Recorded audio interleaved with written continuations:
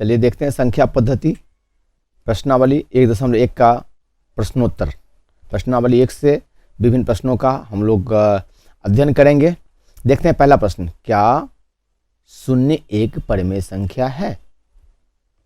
क्या इसे आप p/q के रूप में लिख सकते हैं, जहां p और q पूर्णांक है और q = ≠0 है।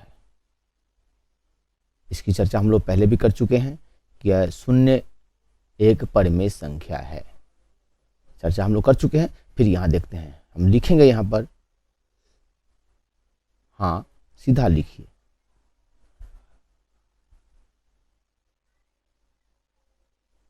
हाँ शून्य एक परिमेय संख्या है।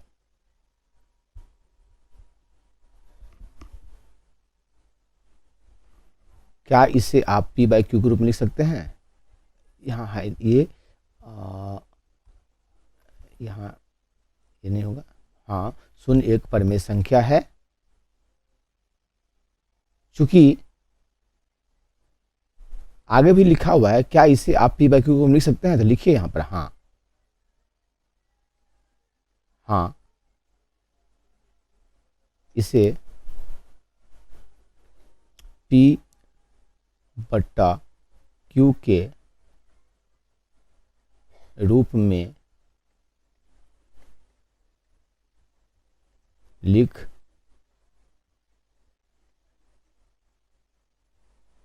सकते हैं। हाँ, इसे परिमेय संख्या भी है, हम लोग चर्चा कर चुके हैं, और इसे हम p/q के रूप में भी लिख सकते हैं। हाँ लिख सकते हैं जी, हाँ क्यों लिख सकते हैं? तो शून्य अगर है तो शून्य को यदि एक से भाग दिया जाए तो फिर तो शून्य ही हुआ ना। चर्चा ये था कि किसी भी संख्या हो, चाहे शून्य हो, शून्य से भाग नहीं देना है। लेकिन कोई भी संख्या को एक से भाग दें तो वही संख्या रहती है। जैसे 5 में एक से भाग देंगे तो वो 5 ही रहेगा ना। इसे शून्य में एक से भाग देंगे तो शून्य ही रहेगा। तो इसे हम p/q के रूप में लिख सकते हैं। ठीक है, अब देखिए जो कहा गया है, केवल यहाँ पर हमको उसके अनुकूल आंसर देना है, स्पष्टीकरण यहाँ देने की आवश्यकता नहीं है। जहाँ p q पूर्णांक है और q ≠0 है, बस। यहाँ क्या शून्य एक परिमेय संख्या है? तो हाँ शून्य एक परिमेय संख्या है। क्या इसे आप p/q के रूप में लिख सकते हैं, जहाँ p और q पूर्णांक है और q ≠0? हाँ, इसे q के रूप में लिख सकते हैं, जहाँ, यहाँ लिखो, जहाँ p/q नहीं, p/q नहीं लिखें, यहाँ लिखेंगे कि p और q, p और q पूर्णांक संख्याएं हैं तथा q =0 हो गया। अगर लिखना है तो थोड़ा सा अगर लिख देते हैं तो और बेहतर होता है कि आपकी समझ दिखा सकते हैं कि समझ विकसित हो सकती है। मैंने समझ विकसित है, लिखेंगे, चूंकि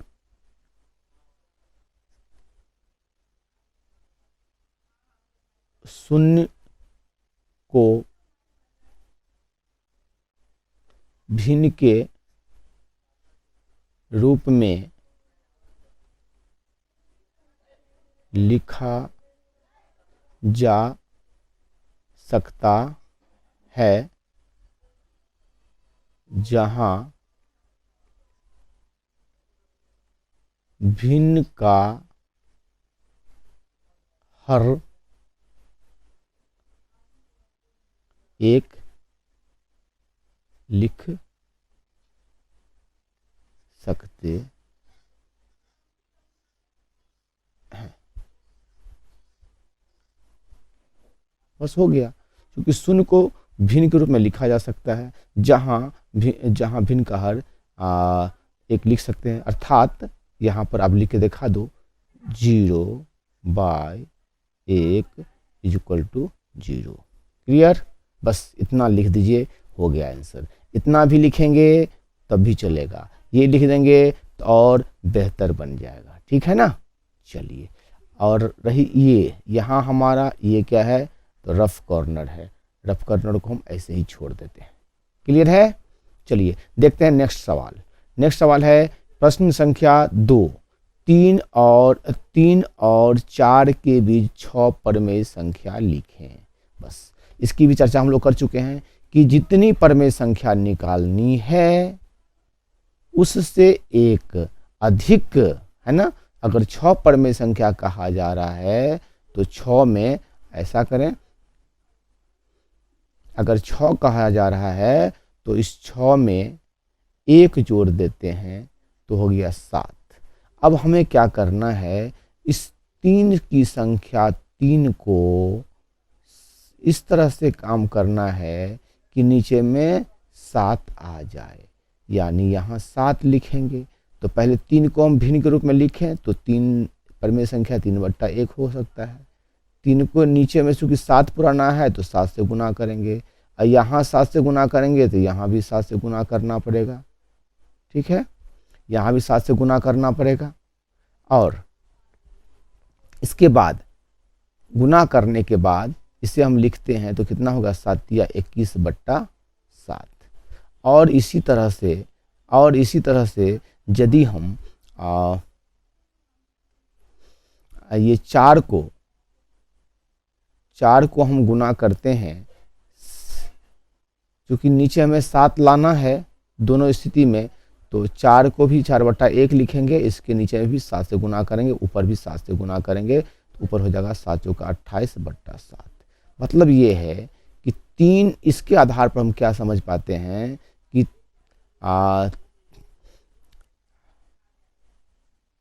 यहाँ ऐसे लिख सकते हैं कि 3 परमेय संख्या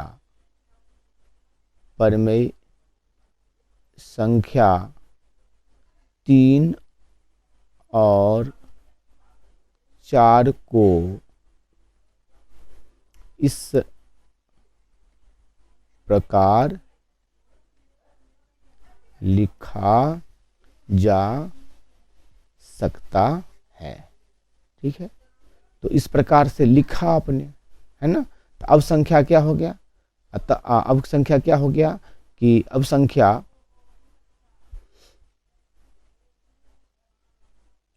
अब यहाँ लिखिए, अब संख्या 21/4। अब संख्या पूरा लिखो भाई, संख्या तुल्य भिन्न के रूप में, है ना, ये जो भी निकाले हैं आप तुल्य भिन्न के रूप में निकाले हैं ना, संख्या तुल्य भिन्न के रूप में 21/7 तथा 28/7 ज्ञात है ना। तो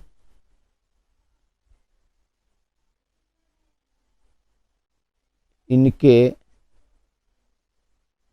बीच की 6 परिमेय संख्या क्या होगा, देखिए 21/7 और क्या है 28/7। तो इनके बीच की जो परिमेय संख्या होगी वो क्या होगा, 22/7, 23/7, फिर 24/7, फिर 25/7, फिर 26/7 और फिर 27/7, यानी 1 2 3 4 5 6, है ना। इनके बीच की 6 परमेय संख्या जो निकलती ये है ना, परमेय संख्या ये है जो यहाँ है, यहाँ निकला है। अब इसमें जो कटने उठने वाला है सो देख लीजिए, 7 या 1 के साथ जो 28 नहीं कटेगा, ये भी नहीं कटेगा, 7 या 21 एक भी नहीं कटने वाला है, एक भी नहीं कटने वाला है इसमें से जो जिस रूप में है ना। तो आंसर आप लिख सकते हैं इनके अभी आप यहाँ लिखिए कि इनके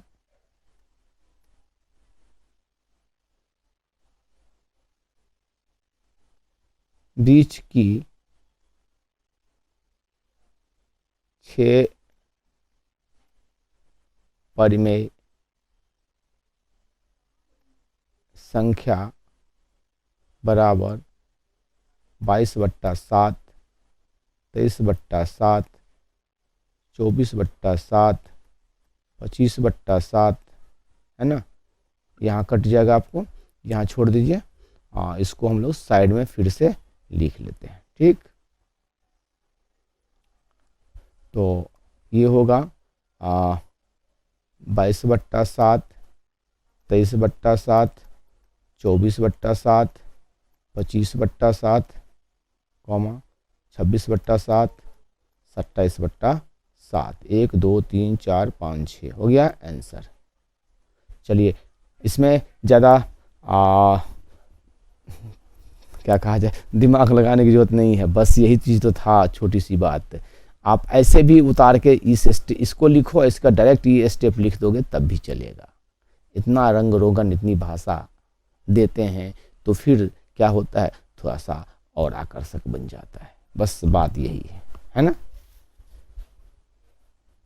आप इसको ऐसे ये किया और ये स्टेप लिख दो, सीधा आंसर चलेगा, पूरा का पूरा नंबर मिलेगा। एग्जामिनर खुश हो जाए, बेहतर हो कि आप ऐसे लिखें और अच्छा होगा। चलिए इसमें हम लोगों ने एक बार फिर से इसको देखने की कोशिश करते हैं कि 3 और 4 है, बीच में कितनी संख्या निकालनी है, तो 6, तो 6 में एक जोड़ा 7। अब इसका 3 को जो परमेय संख्या के रूप में लिखते हैं तो उसका भिन्न का जो हर है वो 7 पुराना है, ठीक है। 4 के भिन्न का हर 7 पुराना, ये ध्यान रखना है, ट्रिक यही है इसका। अब 7 पुरा लो ना, निकल जाएगा। कोई भी दुनिया का आपको संख्या दे, आपके एग्जामिनेशन में 3 4 दे, 5 7 दे, 5 16 दे देना, आप यही काम करना, बीच की जितनी संख्या निकालने के लिए कहेगा उसमें 1 जोड़ लेना, जितना होगा उन परमेय संख्याओं को भिन्न के रूप में लिख करके, यानी 3 और 1 4 के लिखा ना, इस तरह से भिन्न के रूप में लिखना, और उसको जितना जोड़ कर 1 जोड़ने से हुआ है ना उतना उसका हर पूरा देना है, बस। अब लिखना समझ गए हो आप, लिख लोगे। चलिए देखते हैं नेक्स्ट सवाल। तीसरा सवाल है 3/5 और 4/5 के बीच 5 परमेय संख्याएं ज्ञात कीजिए। 3/5 और 4/5 के बीच 5 परमेय संख्या ज्ञात कीजिए। चलिए सवाल सेम है, इसको हम लोग देखते हैं कैसे इसको हम लोगों को सोल्व करना है। इसमें हम लोगों को समझने की चीज़ ये है कि 3/5 और 4/5 के बीच कहा गया, ये महत्वपूर्ण नहीं है। महत्वपूर्ण क्या है, तो 5 परमेय संख्या, जैसा कि पहले भी चर्चा करते रहे हैं, थोड़ा सा उससे अलग है। जो संख्या सीधे 3 और 4 के बीच में पिछले प्रश्न में जो पूछा गया था, जो पिछले प्रश्न में आप लोगों ने देखा कि 3 और 4 के बीच में, तो यहाँ आपने ये 5 6 संख्या 6 1 7 पुरा लिया, और यहाँ 7 नीचे पुराने के लिए आपने 7 7 से मल्टीप्लाई किया। मेरा अब ये कहना है कि ये 7 और 7 से मल्टीप्लाई करना ही करना है, चाहे भिन्न कुछ भी रहे। क्लियर है ना। यहाँ 7 पुराना था चूंकि नीचे 1 था, इसलिए अब कोई भी भिन्न आ गया, चूंकि यहाँ हमारा भिन्न आ गया, भिन्न के रूप में दिया गया है, तो यहाँ हमें क्या करना है, तो 5 संख्या है ना, 5 परिमेय है, तो 6 से हमें इसमें नीचे में गुना करना ही करना, मल्टीप्लाई करना ही करना है। क्लियर है कंसेप्ट। चलिए तो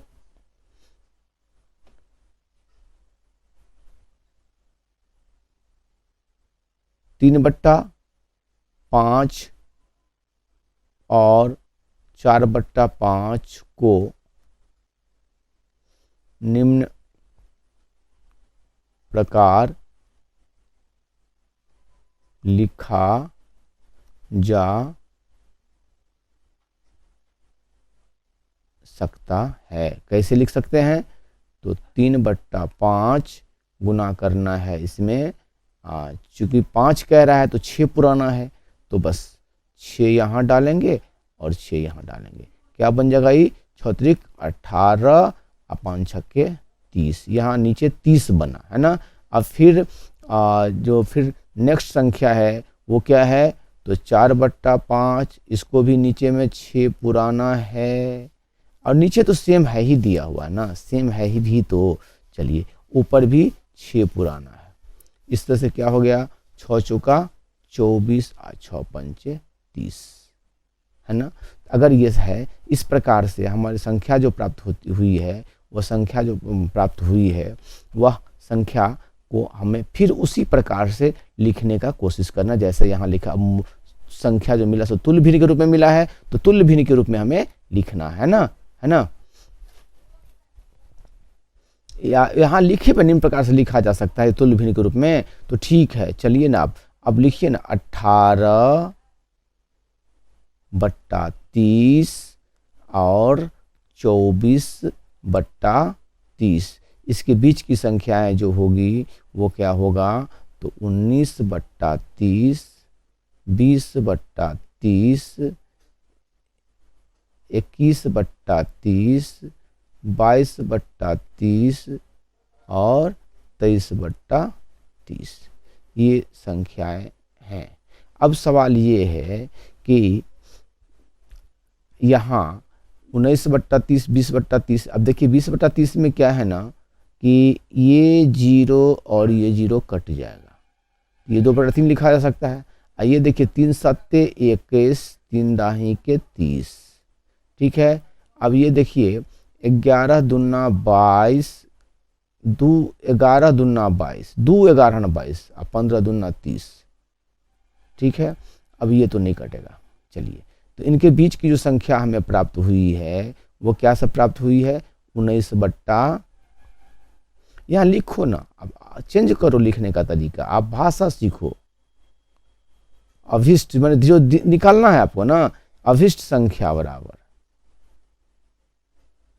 19/3, फिर ये हो गया कितना? ये 0 जो कटा था 2/3, ये 19/30 है भाई, ये 19/30 है, ये 2/3, और ये 7/10, आइए फिर 11/15, और फिर ये 23/30, 1 2 3 4 5 हमें संख्या प्राप्त हो गया। लिखो आंसर। देखिए, अब ऐसे भी लिख सकते हैं, यह भी तरीका बेहतर है, और इस तरीके से जो लिखा वो भी ठीक है। यहाँ भी इनके बीच की अभिष्ट संख्या ऐसे भी लिख सकते थे इसको, है ना।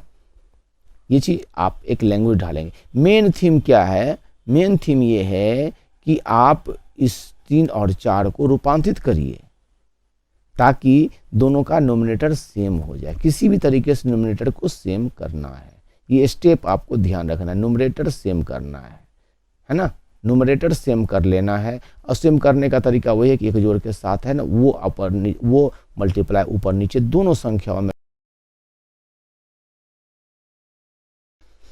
चलिए चौथा प्रश्न देखते हैं। नीचे दिए गए कथन सत्य हैं या असत्य? कारण के साथ अपने उत्तर दीजिए। प्रत्येक प्राकृतिक संख्या एक पूर्ण संख्या होती है। प्रत्येक प्राकृतिक संख्या एक पूर्ण संख्या होती है, यह कथन सत्य है। कैसे सत्य है इसकी चर्चा हम लोग पहले कर चुके हैं, तो हम इसको देखते हैं पहला प्रश्न को कैसे लिखेंगे। पहले प्रश्न का उत्तर जो हमें लिखना है वो हम किस प्रकार से दें उसकी चर्चा, है ना। कथन जैसा कह रहा है, कथन सत्य है या असत्य, तो कहेंगे ना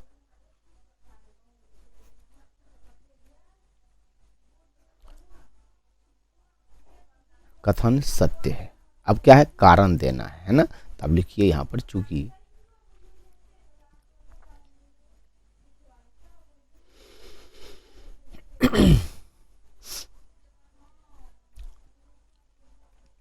प्राकृतिक संख्या पूर्ण संख्या का एक भाग है। हो गया, एक ही लाइन में रख दीजिए, प्राकृतिक संख्या पूर्ण संख्या का एक भाग है। कैसे? तो वहां लिख करके भी दिखा सकते हैं आप कि प्राकृतिक संख्या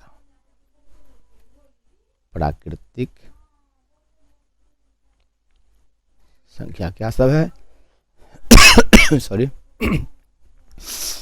प्राकृतिक संख्या क्या है? तो गिनती की संख्या, जैसे 1 2 3 4 5, ये चलती जाएगी अनंत तक।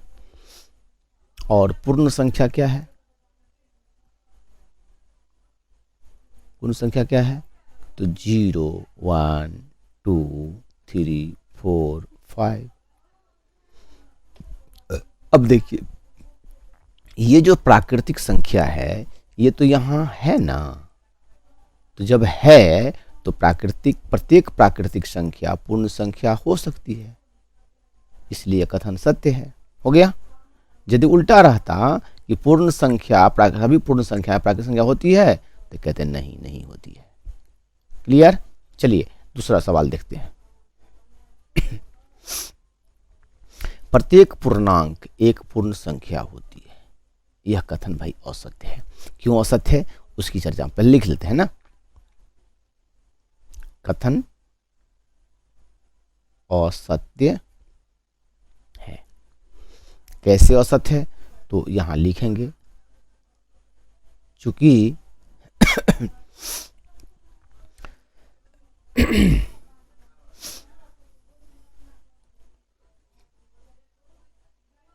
पूर्ण संख्या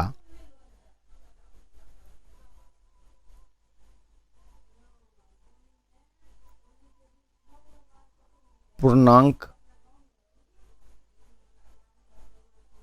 संख्या का एक अंग मात्र है।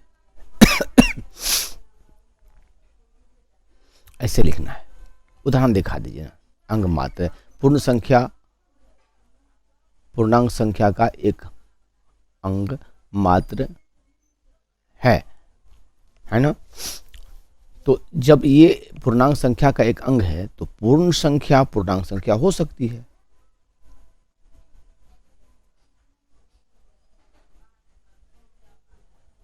अतः प्रत्येक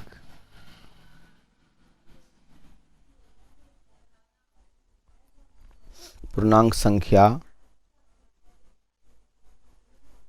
पूर्ण संख्या नहीं हो सकती है। भैया इसको समझना है ना, तो लिखिए यहां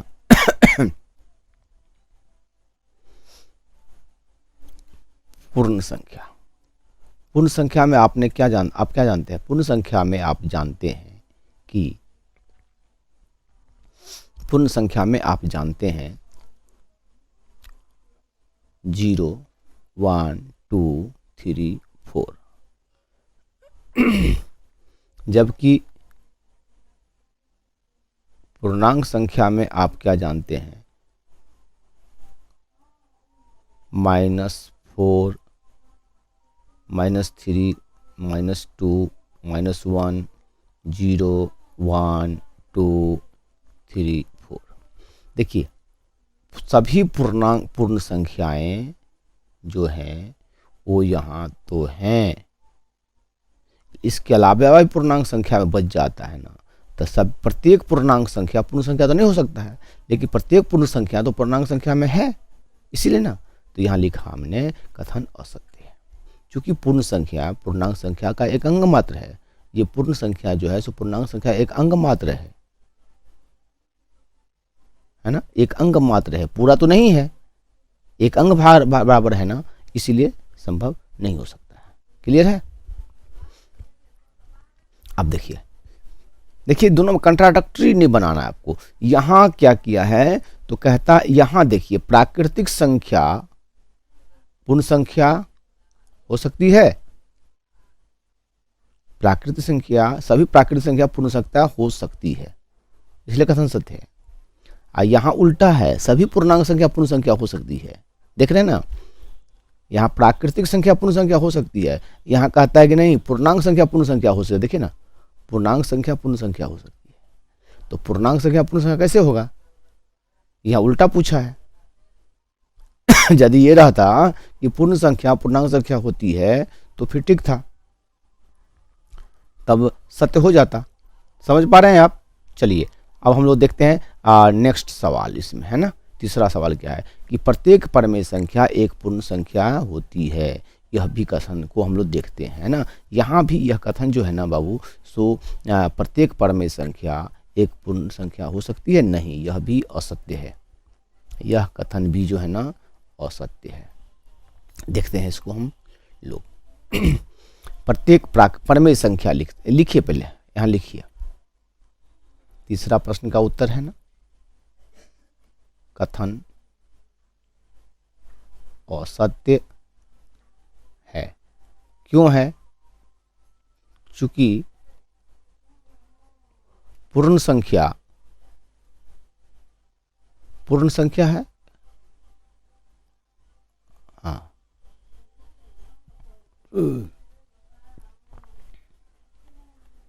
पूर्ण संख्या परिमेय संख्या का एक अंग, या देखो अंग लिखो या भाग लिखो, भाग मात्र है। इसको भी समझाइए। देखिए पूर्ण संख्या क्या हो सकता है, तो हम लोग जानते हैं पूर्ण संख्या माने 1 2 3 4 5 डॉट, यही है पूर्ण संख्या। अब परिमेय संख्या क्या है? परिमेय संख्या बहुत विस्तृत है भैया। परिमेय संख्या में -3 -2 या -1 या फिर 0 1 2 3, फिर मान लीजिए 7/2 4 8/, या 9/2 5, इतना विस्तार है। मतलब कि भिन्न वाला भी आएगा, गिनती वाला भी आएगा, जीरो भी आएगा और ऋण वाला भी आएगा। धनात्मक, ऋणात्मक, शून्य और भिन्न सारा आ जाता है परिमेय संख्या में। समझ रहे हैं? जबकि पूर्ण संख्या में केवल 0 1 2 3 गिनती की संख्या आती है। तो ये पूर्ण संख्या तो परिमेय संख्या हो सकती है, लेकिन सवाल में क्या कहता है कि परिमेय संख्या पूर्ण संख्या, प्रत्येक परिमेय संख्या पूर्ण संख्या हो सकती है। भैया ये तो संभव नहीं है ना। देखो ना, प्रत्येक परिमेय संख्या पूर्ण संख्या होती है, यह कैसे संभव है? प्रत्येक परिमेय संख्या पूर्ण संख्या नहीं हो सकती है। प्रत्येक पूर्ण संख्या परिमेय संख्या तो हो सकती है। तो सवाल जो पूछ रहा है जिस हिसाब से कि प्रत्येक परिमेय संख्या पूर्ण संख्या होती है, तो प्रत्येक परिमेय संख्या, आप देखो प्रत्येक परिमेय संख्या पूर्ण संख्या नहीं हो सकती है। कुछ हो सकता है, सब नहीं हो सकता है। तो कुछ इसलिए होता है कि पूर्ण संख्या जो है परिमेय संख्या का एक भाग है। क्लियर? चलिए ओके, अब हमारा यह अध्याय खत्म होता है। देखते हैं नेक्स्ट अध्याय, चैप्टर नंबर 1.2। ओके।